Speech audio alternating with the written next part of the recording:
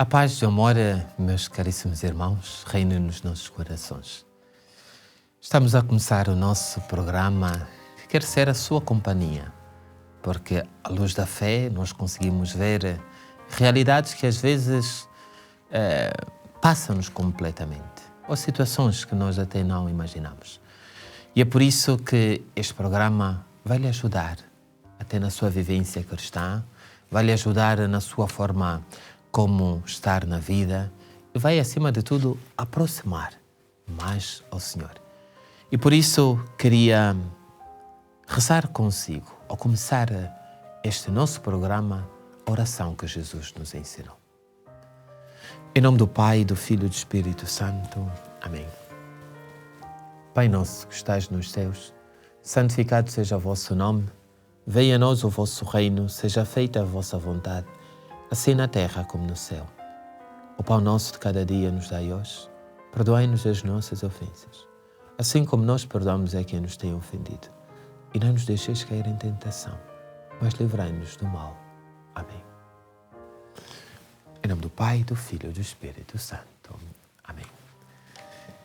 E assim continuamos nós a fazer este nosso caminho, a descoberta de São Luís Maria Grão de Montfort, ou melhor, da espiritualidade da consagração.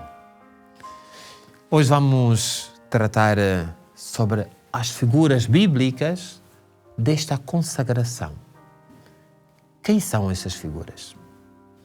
São Luís Maria Grão de Montfort, e aqui apraz-me dizer isto, até porque o Catecismo da Igreja nesse sentido também nos esclarece isso.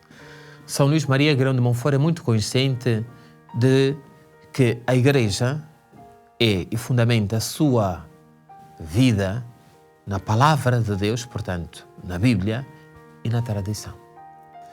Por isso é que ao longo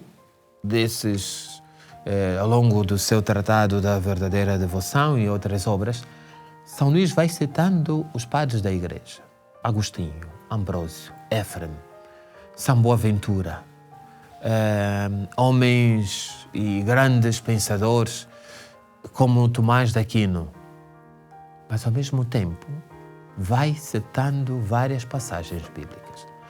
Ao ponto que São Luís Maria Grão de Montfort, tendo esta consciência, para fundamentar, para dar um certo fundamento bíblico da consagração, ele vai fazer uma leitura de 2, 3 personagens do Antigo Testamento para nos dizer, olha, aqui está, segundo a Escritura, a imagem da consagrado. O Catecismo da Igreja Católica também assim nos ensina que quando nós fazemos uma leitura da Palavra do Senhor, da Palavra de Deus, temos uma leitura, podemos fazer uma leitura literal, portanto, aquilo que o texto diz, mas também para tirarmos o sumo, para irmos além daquilo que está escrito, temos que fazer uma leitura espiritual.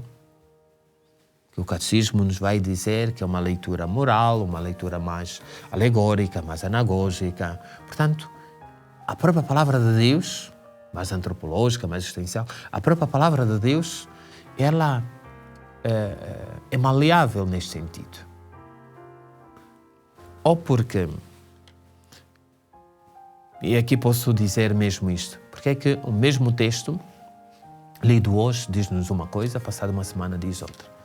Também tem a ver muito com as nossas vivências interiores, com as nossas situações exteriores, e isto, parecendo que não, ajuda-nos também a fazer releituras da própria Sagrada Escritura. Interpretações diferentes. E porque o Espírito Santo, e porque a Palavra de Deus é um tesouro onde nós vamos tirando sempre coisas novas, então somos surpreendidos por isso. E hoje surpreende-nos São Luís Maria Grão de Montfort quando nos diz que há figuras bíblicas da consagração. Quem são?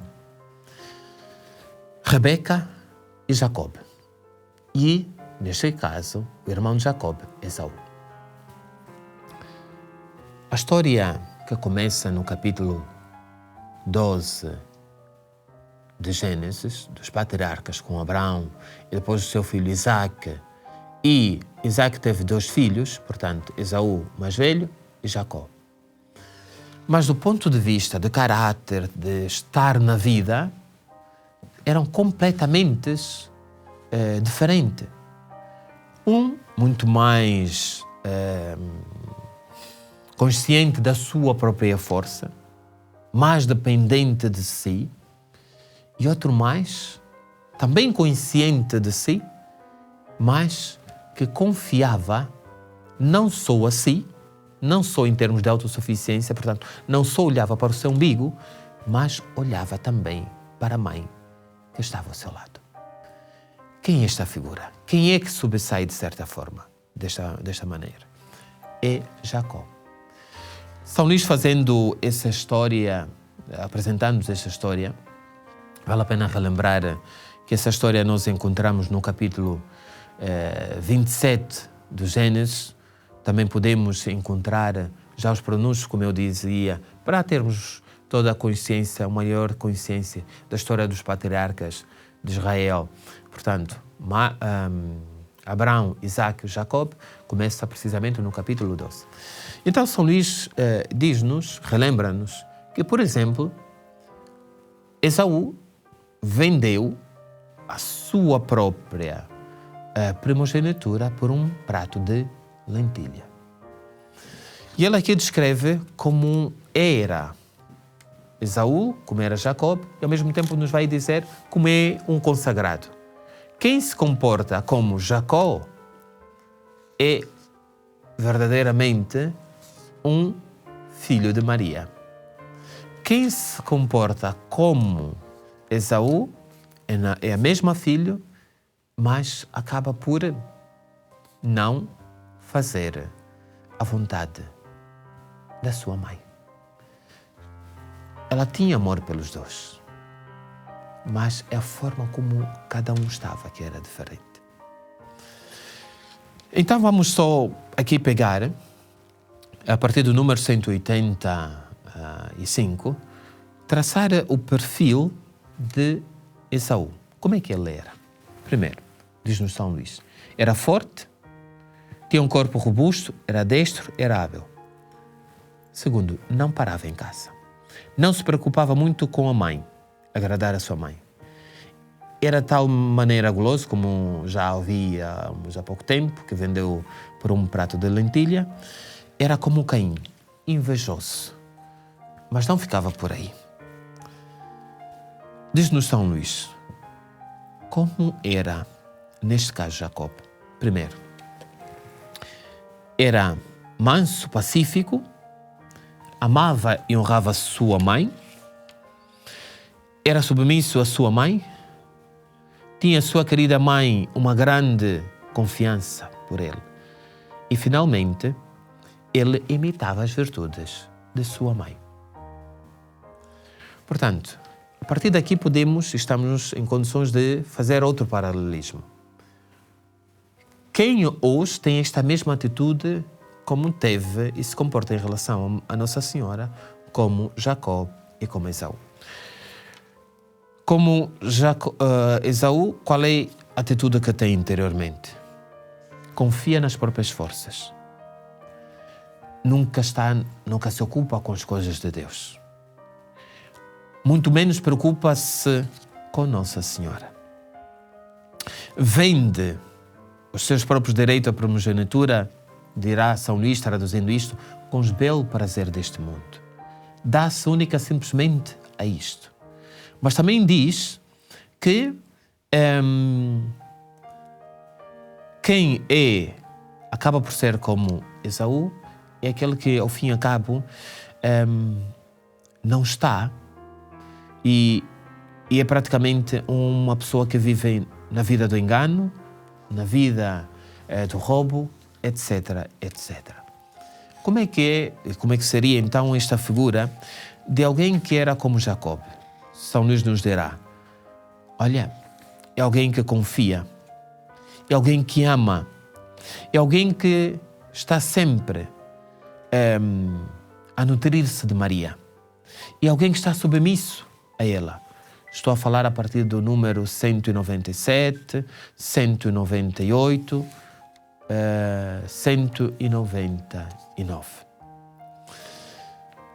Dito isto, essas duas imagens apresentam-nos a síntese de um verdadeiro devoto a Nossa Senhora. Depois de nos apresentar esta figura bíblica, Guilherme de Montfort vai, a partir dos números 201, apresenta-nos o que Maria faz conosco. Quando nós estabelecemos esta relação, quando nós estamos próximos com e em Maria, o que acontece na nossa vida? Não se esqueçam que Rebeca, a um certo momento, quando Esaú sai para ir à caça e depois para voltar a casa, ele aproveitou para introduzir Jacó e é Jacó que recebe a bênção como primogênito. E daqui vale a pena também adiantar o seguinte, que de Jacó nascem as tribos de Israel, as 12 tribos de Israel. Isto para perceber como Deus também vai funcionando na nossa vida, de uma forma diferente e aproveita-se das nossas fraquezas, dos nossos erros e vai escrevendo direito em linhas tortas. Literalmente. É isso que Deus faz na nossa vida. É isso que também fez na história de Israel. Não tenhamos dúvida que Deus aproveita até aquilo que para nós, muitas das vezes, não é digno de ser visto como vontade de Deus ou como alguma circunstância da vida, Ele aproveita para depois recompor as coisas de outra forma. Basta pensar nesta cena como dos 12 filhos de Jacó, José foi vendido pelos irmãos. Mas depois vai ser José, este mesmo filho, este mesmo irmão, que vai ajudar os seus irmãos no tempo de maior dificuldade. Portanto, mais uma vez, Deus a escrever direito em linhas tortas. Então, segundo São Luís Maria Grande de Montfort, estabelecendo esta relação com Maria, ter aqui algumas consequências. Primeiro, é que ela, a partir do momento que confiamos e temos esta relação com ela, a partir deste momento, ela ama-nos. Com que tipo de amor é que ela ama cada um de nós? Como uma verdadeira mãe, com sentido de gratidão, porque fomos escolhidos e lá está, porque nos consagramos a ela. Particularmente há uma frase aqui de Montfort, no número 202, que diz: ela ama não apenas com afeto, mas com eficácia. Maria ama-nos não apenas com afeto, mas com eficácia. É fácil perceber que um amor como este, um amor integral, é um amor que olha para nós. É aquele amor de mãe que simplesmente é capaz de captar a nossa vida, captar o nosso ânimo interior, captar aquilo que nós vivemos com o olhar de amor. A propósito, deixa-me só contar uma história que o nosso Papa Francisco recentemente, hoje há algum tempo, comentou. Dizia ele que uma mãe tinha um filho que infelizmente estava ou tinha problema de álcool. E não poucas das vezes encontrava este filho à porta, porque bêbado como estava, já não conseguia e às vezes ficava, deixava-se prostrar à porta. E houve uma vez que esta mãe abre a porta e olha profundamente para o filho olha para a mãe e a partir daquele momento ele deixou o álcool. Porque aquela mãe olhou com amor, de uma forma amorosa. Não foi preciso nem gritar, Não foi preciso dizer, certamente aquela mãe muitas vezes zangou-se e disse, e falou e gritou. Mas naquele dia, quando ele foi olhado daquela forma, não resistiu. Bem dizia Santo Agostinho, ama e faz tudo aquilo que tu quiseres. Que seja o amor e que é também o amor todo o princípio orientador da nossa relação com Maria. Que não fiquemos simplesmente numa relação com Maria, com Nossa Senhora, de uma forma superficial ou até pensar que podemos tudo. Como a figura de Esaú. Temos que nos entregar, dar completamente a ela. Porque quando assim o fazemos, e aqui podemos dizer que Maria também faz isto na nossa vida, ela não nos deixa faltar nada. Ela ama-nos, ela não nos deixa absolutamente faltar nada. Por quê? Ela provê, ela dá, ela assume a atitude das bodas de Caná. Está sempre a olhar. Aquele olhar providencial, aquele olhar dos detalhes e que diz depois, fazei aquilo que ele vos disser. É isso que ela faz.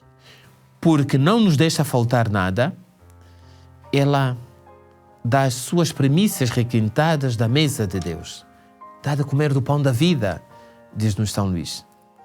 Está no número 208 e é belo como, a partir destes 3 verbos, melhor, 4 verbos que aparecem aqui, diz São Luís, que ela provê todas as coisas para o nosso corpo e alma, ela dá a veste dupla, dá de comer as primícias, requintadas da mão de Deus, e dá de comer o pão da vida que ela mesma formou.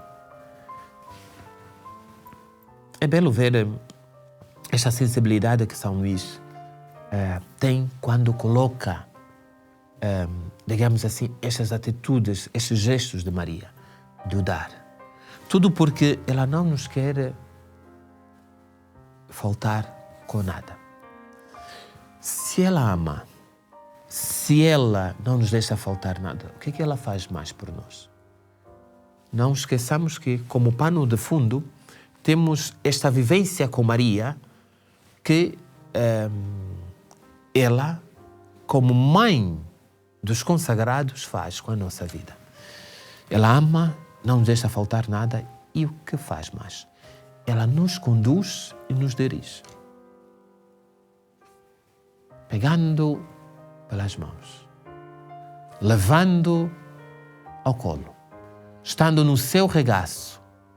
São imagens de Maria, de Nossa Senhora, que nos conduz, que nos leva, que nos acompanha.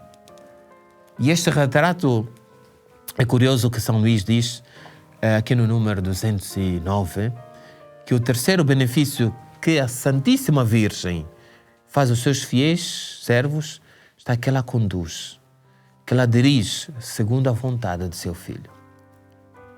Portanto, é tudo segundo a vontade de seu Filho. Por quê? Ela conduz porque é a estrela do mar. Ela conduz porque é aquela serva, porque é o porto seguro. E ela está em condições de não nos fazer, porque nos guia, de não nos fazer cair. Ela levanta-nos. Mas também ela nos repreende. Mas também ela está atenta. Portanto, esta é a imagem de um outro benefício que Maria faz na sua vida, faz da minha vida. Ela nos vai compondo, digamos assim. Há um outro benefício, meus caros irmãos, que Maria faz na nossa vida. Ela defende-nos e protege-nos. Gosto muito de pensar desta forma. Por que aquele manto? Por que aquele manto? Senão também para nos proteger, para nos defender. Porque o Santo Terço, Santo Rosário, senão também um meio para nos protegermos, para nos defendermos. São Paulo já nos dizia isso, do combate, da guerra, das lutas espirituais. E quem é que está à frente? Faz-me lembrar agora até a própria expressão do movimento, um grupo que nós temos, aqueles que pertencem à Legião de Maria. Não é? Fazemos parte, ou como nós monfortinos, um dos nomes, além de sermos chamados missionários monfortinos, também somos chamados a Companhia de Maria. E, literalmente, numa linguagem mais militar, temos vários batalhões, neste caso, mas quem nos acompanha é Nossa Senhora, porque ela defende e ela nos protege. Está sempre conosco, a nos envolver, a ter esse cuidado de, tal como Rebeca fez com seu filho mais novo, Jacó, está sempre aí para proteger de eventuais perigos. Mas ela não faz só isso. E aqui, meus caros irmãos, percebemos de uma forma muito profunda que Maria, ela intercede por nós. Portanto, este quinto a partir do benefício que nós recebemos, granjeamos de Maria, leva-nos depois a que ela, ao interceder por nós, ela aplaca, por meio das súplicas, em nosso benefício, ela une com seu Filho Jesus e conserva esta união. Portanto, ela aplaca, ela une e conserva esta união com Jesus. Este é o poder de intercedor de Maria. Ela não nos deixa andar perdidos. Isto também diz muito do poder de intercessão que ela tem na nossa vida. Quando tivermos alguma prece, alguma súplica, alguma intercessão, até por outras pessoas que temos de fazer, olha, façamos por seu meio. E temos, por exemplo, aqui, essas duas imagens, a Nossa Senhora da Sabedoria, que é apresentado por Nossa Senhora. É curioso que ela apresenta-nos o seu Filho. E com outra mão apresenta-nos o seu Filho para dizer, olha, eu estou aqui, eu intercedo por ti. Portanto, hoje vimos, meus caros irmãos, como São Luís Maria Grão de Montfort sentiu a necessidade para dar mais consistência ao seu tratado da verdadeira devoção ou a consagração com fundamento bíblico, faz uma releitura de 3 figuras do Antigo Testamento. Rebeca, Jacó e Esaú. E vimos a diferença que existe entre eles dois, entre os irmãos. E como Rebeca foi e serviu de intercessora. E a partir do momento que nós temos este exemplo, São Luís, então, afirma que com Maria acontece a mesma coisa. A condição que sejamos humildes, simples, como foi Jacó. E a partir deste momento, ela tem para conosco 5 benefícios, dá-nos 5 benefícios. O primeiro benefício é que, neste caso, Maria ama-nos. Todo o princípio da relação com ela é marcado pelo amor. O seu regaço, o seu colo, as suas mãos, que nós muitas vezes recorremos, o seu coração, são sinais deste amor por nós. Depois, qual é outro benefício que nós temos quando temos essa relação com Maria? Não nos deixa faltar nada. Absolutamente nada. ela provê, ela providencia literalmente tudo. Mas também ela conduz-nos, ela nos dirige neste caminho. Caminho este, como nós já vimos no outro programa, que é um caminho curto, que é um caminho fácil, que é um caminho seguro, que é um caminho perfeito. Mas atenção, feito com ela, por ela e Maria e com ela. Mas também ela defende-nos, ela protege-nos neste caminho. Porque são tantos ataques, são tantas situações na nossa vida que nós temos de ter cuidado. Lá está. O fim último de tudo isto também é outro benefício, é que Maria quer interceder por nós. Então, qualquer intenção, pense nesses 5 benefícios que Maria tem para si. E não haja dúvida que esta figura bíblica é também para nos ajudar a perceber que Maria está por nós. Vamos então terminar o nosso programa com a promessa de voltarmos para a semana.